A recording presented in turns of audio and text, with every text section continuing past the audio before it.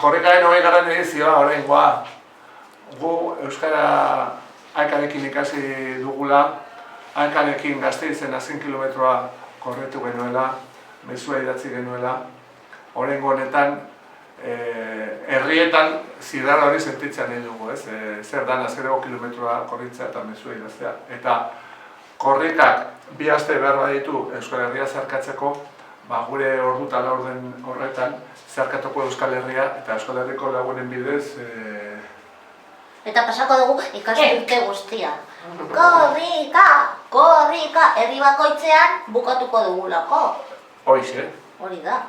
Zeharkatuko ditugu hiriburu batzuk, herriak, Negarri ingo dugu, barre, korri. Emozioz betitako ordu eta laurden izango da.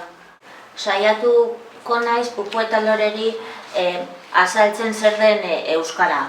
Ze euskara da gure arima tasa, ideiak eta hitz politak josteko geure kasa. Euskara da aterkia, barruan babesteko irekia. Euskara da xirula mirula gure doinu berezia ematen diguna. Euskara da gure karamelua, txokomarrubi zaporezkoa. Euskara da ostadarra,